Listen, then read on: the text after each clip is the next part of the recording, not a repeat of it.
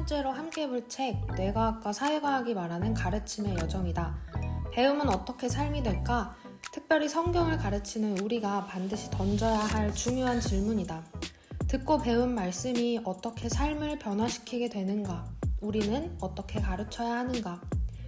이 책은 성령님이 우리 안에 일으키시는 변화의 사역을 뇌과학적 용어들로 풀어내고 있다.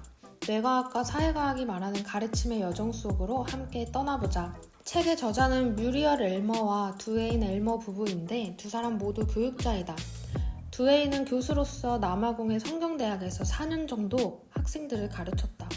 그리고 10년 후에 모지스라는 신실하고 유능했던 제자를 다시 만나게 되는데 그 만남에서 두웨인은 큰 충격을 받게 된다.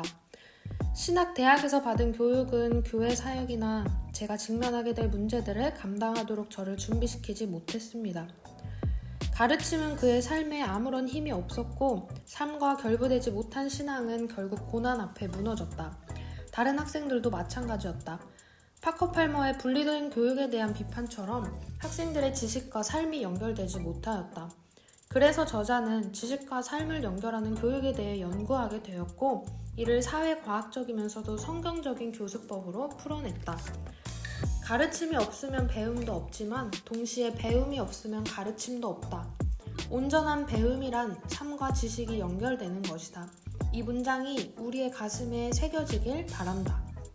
지금부터 5단계로 이루어진 학습 주기를 살펴보려고 한다. 1단계는 회상 단계로 배운 내용을 기억하는 것이다. 학습자로 하여금 배운 내용을 어떻게 기억하게 할 수 있을까?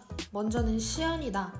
무언가를 암기하기 위해서는 반복이 필요한데 시연은 의미 있는 반복이라고 할 수 있겠다.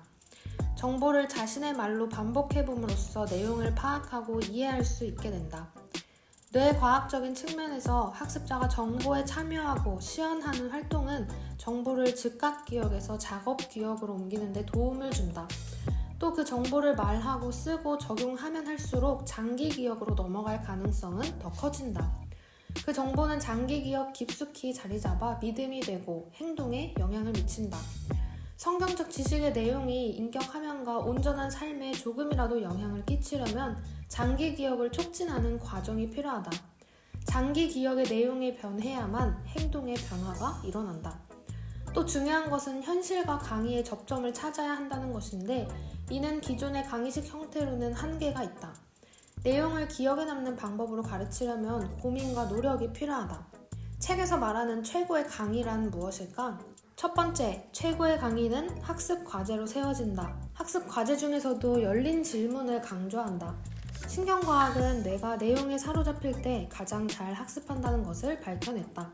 그러므로 기억을 회상하고 지식이 파지될 수 있도록 생각을 자극하는 열린 질문을 던져야 한다. 두 번째, 최고의 강의는 주의 지속 시간을 존중한다.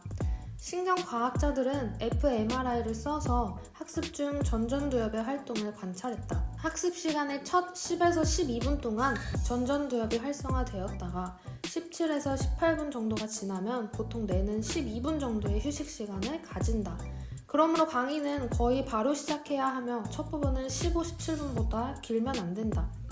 15에서 17분쯤에서 페이스를 조절하여 무언가 다른 활동을 하는 것이 도움이 된다. 세 번째, 최고의 강의는 정지 시간을 존중하고 보장한다. 40분 강의에서 15, 17분이 지나면 학습자는 10분 정도 정지 시간을 갖는다. fMRI 상에서 전전두엽 부위가 거의 활동하지 않아 사고가 느려짐을 볼 수 있다. 그때 교사는 짧은 학습 과제를 통해 학생들을 다시 강의의 흐름 속으로 불러올 수 있다. 열린 질문이나 2분 정도 옆 사람과 지금까지 배운 것을 나누게 하는 등의 학습 과제들이 있겠다. 네 번째, 최고의 강의에는 예시, 열정, 놀라운 내용들이 여기저기 섞여 있다. 교사가 가르치는 과목에 열정이 있고 자료를 학생의 현실과 연결시키며 학습 과정에 참여시킨다. 학생을 긍정적으로 인식하며 자료를 잘 아는 것이 중요하다. 다섯 번째, 최고의 강의에는 성찰의 시간이 들어있다. 많은 내용을 쏟아내는 것이 최고의 강의가 아니다. 수업 내용 중에서 학생들에게 중요한 것을 생각하게 하고 삶에 가지는 의미를 찾아 적용하도록 도와주는 것이 좋은 강의이다. 여섯 번째, 최고의 강의는 의미 있는 결론을 만들어낸다. 수업 끝에 의도적인 마무리 시간, 중요한 내용을 다시 정리하는 시간을 갖는 것이다. 교사의 요약, 적용, 통찰, 새로운 개념, 논쟁점, 의미 있는 생각들을 나눠보라. 주의해야 할 것은 학생의 주의 지속 시간과 정지 시간을 고려하여 수업을 진행해야 한다는 것이다. 인지 과부하는 인지 하족을 불러오게 된다. 기존의 주입식 강의로는 우리가 기대하는 변화를 불러올 수 없다. 뇌가 학습하는 방식을 알아야 한다. 2단계는 공감하는 회상으로 학습에서 감정의 역할을 강조한다. 긍정적인 교사와의 신뢰감, 관계성을 통해서 학습이 이루어지는 것이다. 존중받는 느낌, 기분 좋은 느낌, 가치 있는 느낌, 이 모두가 2단계의 핵심 단어인 공감으로 구체화된다. 뇌에는 긍정적 정서에 반응하는 쾌락중추라 불리는 몇 개의 영역이 있다. 이 쾌락중추가 긍정적 정서로 활동하면 뇌의 이성적 부분도 움직이게 된다. 반대로 정서가 부정적일 때 뇌의 정의적 부분은 활발히 작용하나 뇌의 추론 또는 사고 담당 부위는 거의 반응하지 않는다. 부정적 느낌은 학습의 문을 닫아버린다. 아래와 같은 것들이 부정적 느낌 또는 긍정적 느낌들이다. 부정적 정서를 가질 때에도 자료를 기억하고 시험에서 높은 점수를 받을 수 있지만 뇌의 이성적 부분이 최소한으로 관여했기 때문에 학습 효과 또한 최소한에 그칠 것이다. 그렇다면 학생들이 긍정적인 느낌을 가질 수 있도록 하는 방법은 무엇이 있을까? 이름을 부르며 인사하고 미소 짓고 잘 지내느냐고 묻고 존중을 보이고 수업 전후로 시간을 함께 보내면 좋다. 학생들과 만나 삶을 나누는 것이 있다. 뇌과학 연구 결과가 옳다면 그 시간에는 그냥 좋은 교제만 이루어진 것이 아니다. 행복감은 더 깊은 학습의 문을 열고 하나님은 그 기회를 사용하셔서 학생들을 그분의 형상으로 변화시키신다.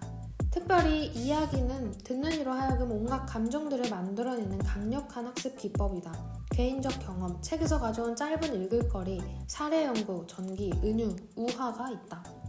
학생들이 안정감을 느끼고 더 나아가 자신의 필요를 나누고 자신을 위해 기도해줄 사람을 찾게 될 때 진정한 학습을 하게 된다. 정서는 우리가 귀하게 여기는 것을 알려준다. 그리고 우리는 귀하게 여기는 것을 사랑한다. 그러므로 학생들로 하여금 긍정적인 정서를 가질 수 있도록 좋은 교육 환경을 준비해보자. 3단계는 숙고하는 회상이다. 뇌과학 용어에서 숙고는 새로운 정보가 기존 정보와 연결되어 학습자가 그것이 무엇일지 상상할 때 이루어지는 일로 정의된다. 학습자의 입장에서 숙고의 과정은 관련 정보에 관해 생각함, 그것을 과거의 내용과 연결함, 적절한 행동에 관해 숙고하기 시작함이다. 숙고의 과정이 중요한 것은 이 과정을 통해 학습 내용이 사고의 일부가 되고 여러 행동의 가능성을 만들어 행동의 결단으로 이어질 수 있는 지점을 알아낸다는 것이다. 많은 지식을 습득한 사람에게 학구적이다, 박식하다 라고 말하는 것은 정확한 표현일 것이다. 마치 바리새인 율법학자들처럼. 그러나 성경을 따라 살지 않았기에 성경을 학습했다고 말할 수 없다. 숙고는 바리새인을 넘어서도록 도와준다. 지식은 숙고는 경험을 낳게 한다. 숙고의 단계에는 인지 부조화가 있는데 솔 맥클라우드에 따르면 이것은 태도, 믿음, 행동이 서로 충돌하는 상황을 말한다. 이 충돌을 통해 사람은 불편을 경험하고 불편은 태도나 믿음, 행동의 변화를 통해 균형을 회복하게끔 한다. 이것이 인지 부조화에서 일어나는 학습이다. 성령께서 하나님의 진리를 적용하시면 우리의 인생 여정에 부조화가 생겨날 것이다. 우리는 본성적으로 확실함을 선호하고 현재 상황에 머무르려 하지만 부조화는 하나님이 우리를 성장시키시는 방법이다. 우리가 약한 지점을 보고 그것을 고백하고 진리 안에서 행하도록 강한 믿음을 건설하시려는 것이다. 그에 따른 불편이 인지 부조화이고 그것은 인간 발달과 영적 성장에서 강력하게 작용한다. 하나님은 종종 부조화를 사용하여 우리의 빈약한 계획을 조정하시고 우리를 그분의 계획으로 초청하신다. 숙고, 중요하다. 숙고를 위해 이런 교수법들도 활용해 볼 수 있다. 특히나 열린 질문의 힘이 엄청나다는 것을 알게 된다. 행동과학자들은 사람들에게 미래의 결정에 관해 묻는 것만으로도 그 결정에 중요한 영향을 끼친다는 것 또한 발견했다. 단순 측정 효과라고 알려진 현상이다. 그렇다면 왜 질문은 의사결정 과정에 그렇게 큰 영향력을 끼치는 것일까? 무엇보다 질문은 뇌가 어떤 행동을 고려하게 만들고 그렇게 되면 그 행동을 실천에 옮길 확률이 높아진다. 사실 수십 년의 연구는 뇌가 어떤 행동을 고려할수록 우리가 그 행동을 하게 될 가능성이 높아진다는 것을 발견했다. 닫힌 질문이 아닌 열린 질문을 고민해야겠다. 3단계에서 4단계에 넘어갈 때 변화를 막는 장애물이 있다. 예수님의 씨 뿌리는 자 비유를 보자. 길가밭, 돌밭, 가시덤불과 같은 것들이다. 이러한 예수님의 비유는 이후 사회과학자들이 연구한 내용을 정확히 담고 있었다. 행동 변화에 대한 3가지 유형의 장애물들이 있다. 개인적 장애물, 사회적 장애물, 문화적 장애물이다.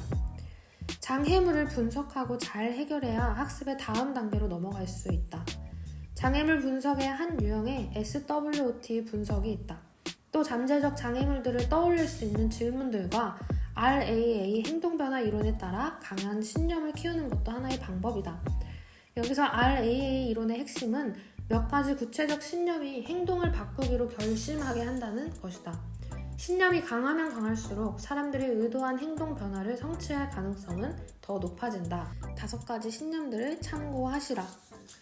특정한 행동을 추구하려면 위에 5가지 신념의 토대로 둔 5가지 질문을 신중하게 생각해 보아야 한다. 아래와 같은 내용들이다. 또 장애물 극복을 위해 적용해 볼 수 있는 학습 과제들은 이렇다.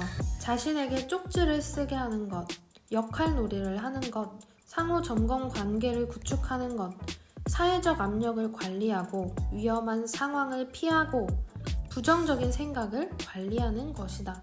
또 성경과 기도에 의지하는 것이다. 빠르게 넘어왔지만 화면을 잠시 멈춰 하나하나 보시길 권한다. 4단계는 실천하는 회상이다. 기억하고 공감하고 숙고했으면 이제는 실천으로 연결되어야 한다. 이를 위해 공동체의 대화와 토의를 통한 전환학습을 강조한다. 교육 이론과 잭 매지로우는 전환학습 이론을 4가지의 학습 단계로 구분하는데, 첫째, 혼란스러운 딜레마, 인지 부조화라고도 할 수 있다. 학습자의 마음의 갈등과 혼란을 불러일으켜 어떤 문제에 대한 기본적인 가정과 신념을 재검토하게 만든다. 하나님의 진리를 전하는 우리는 학습자의 혼란스러운 딜레마를 다루어야 한다. 2번째, 자신의 가정에 대한 비판적 평가. 딜레마 앞에서 사람은 옳고 그름에 대한 가정과 믿음을 재검토할 수밖에 없어진다. 이때 의미 관점이 변화되고 결국 그에 따른 행동 변화로 이어진다. 교사가 성경을 학생들의 삶과 신실하게 연결할 때 학생들은 이 문제, 혼란스러운 딜레마를 하나님의 말씀에 비추어 어떻게 풀어야 할지 고민하게 될 것이다. 셋째, 행동 변화를 고민하는 다른 이들과의 담화 및 대화. 학습자에게는 그 여행을 함께 할 뜻에 맞는 동료들이 필요하다. 그들의 도움이 있어야 비판적으로 생각할 수 있고 옳고 선하다고 여기는 바에 따라 행동하는 데 필요한 기술을 갖출 수 있게 된다.